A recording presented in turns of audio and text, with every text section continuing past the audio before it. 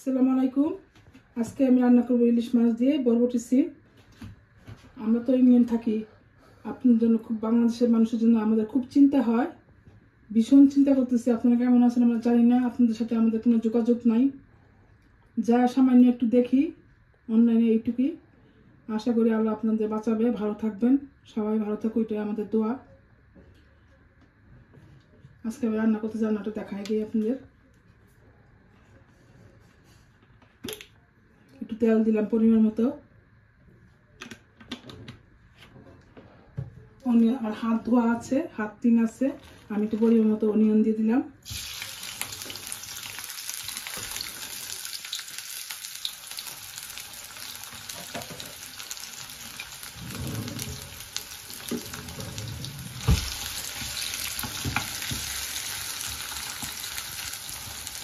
অনিয়নটা mash করে পরে আপনার স্পাইস দিয়ে দিব। এখন আমি একটু স্পাইস দিয়ে দিব। প্রথম দিয়ে দিলাম হলদি পাউডার পরিমাণ মতো, চিলি পাউডার, ধনিয়া পাউডার,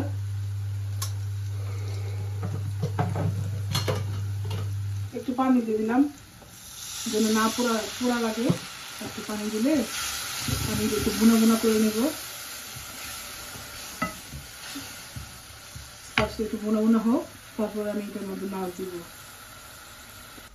আমি পরিমাণ মতো লবণ দিয়ে দিচ্ছি স্বাদ অনুযায়ী।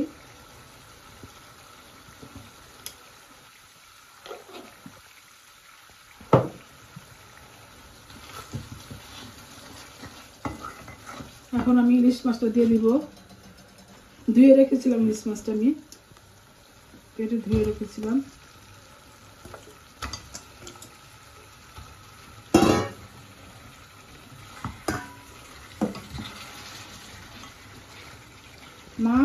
মাছের মাথা আর 2-1টা পিস দিয়ে রান্না করতেছি। এই যে 2-1টা পিসও আছে আর মাছের মাথাও আছে।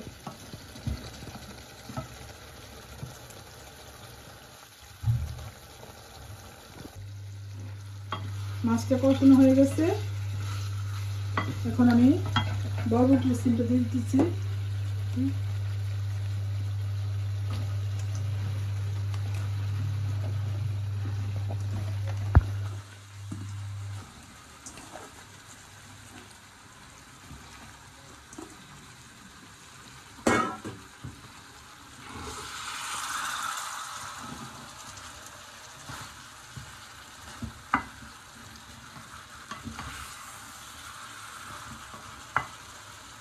ঢাকনাটা উঠায় দেখছি কেমন হচ্ছে।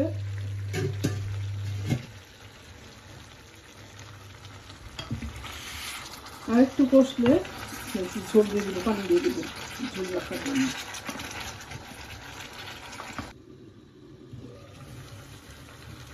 এখন একটু আমি পানি দিয়ে দেবো ঝোলের জন্য তোমার পানি লাগবে।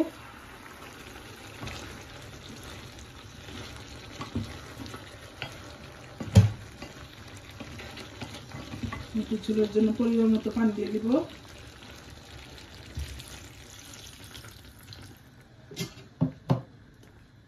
কুকারটা একটু বাড়াই দিলাম, একটু ঢেকে দিব। এখন দেখছি কেমন হলো। এখন আর একটু হবে, এখন সিদ্ধ হয় না। এটা দেখছি কেমন হলো, ঢাকনাটা ঢালাম।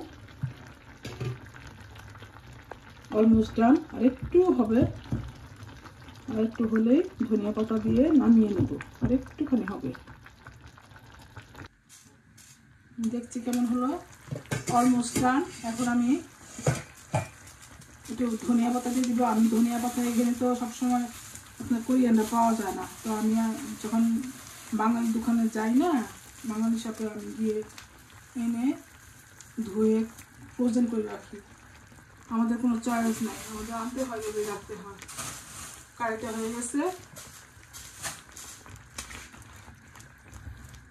অনেক মজা হবে। আপনারা রান্না করে খেয়ে দেখবেন, ইলিশ মাছ দিয়ে বরবটি সিম দিয়ে খেয়ে দেখবেন, আশা করি অনেক ভালো লাগবে। Thank you very much.